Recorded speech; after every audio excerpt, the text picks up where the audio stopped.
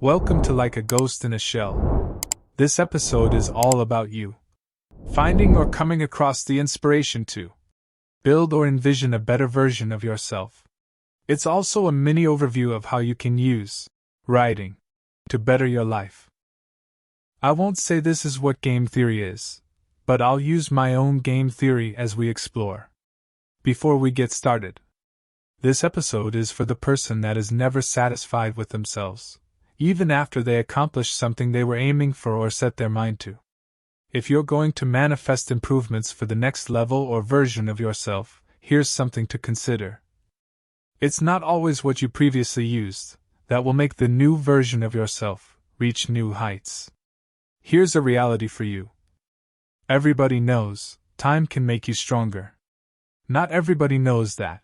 Their perception of time, their value for time, and how much time is invested or wasted in themselves is what will make them appreciate life more. With that said, let's get started. Remember when GTA aka Grand Theft Auto first came out? I do. The first time I tried it, I was young and mind blown at the simple fact that I could be the main character and literally do whatever the hell I wanted.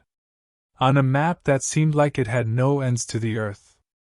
But trust and believe I was at an age where, in real life, I could almost drive alone on the real roads. So, in the game, I took it upon myself to drive by the laws of the road. Did you ever catch yourself doing this?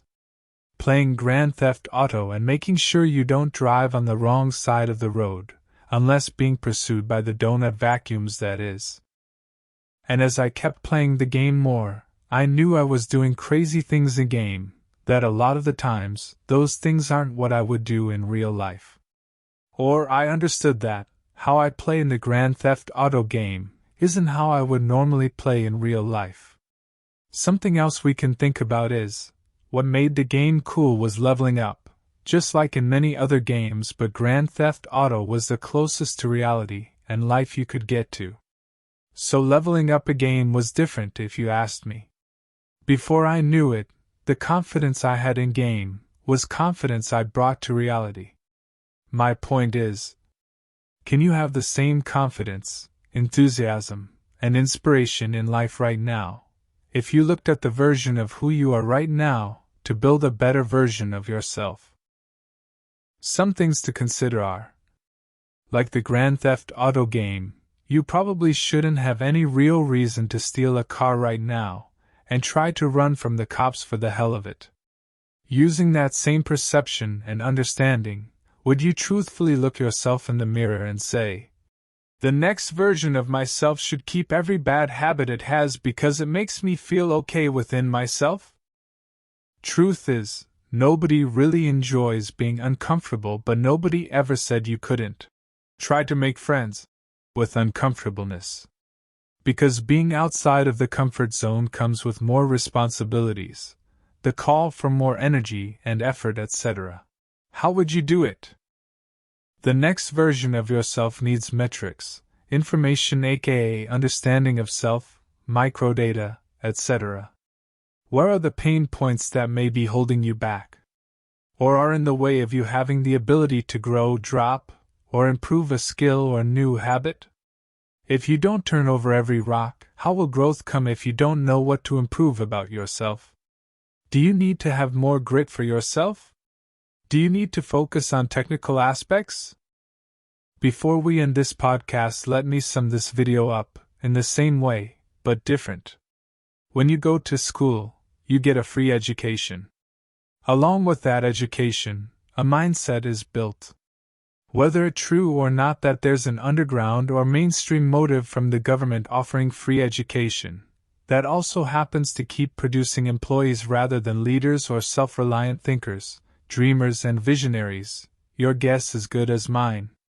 What happens after high school? What if you leave high school with or without a mindset? What about life in general? When you go through things that become borderline toxic or unhelpful, then what? With the apex.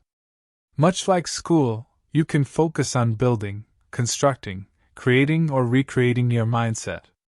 Or in other words, kind of learn how to become the game developer of your life. Through writing, self-development, productivity, and more.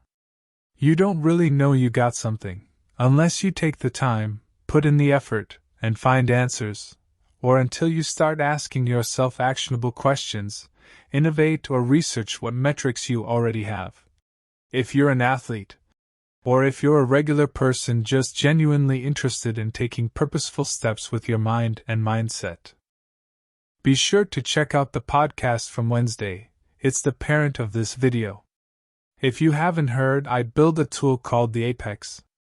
It's become part of my everyday ritual and routine to visit, build, etc. Right now you can go duplicate the Notion template and do the same for free. Enjoy. Link to the Apex is in the description.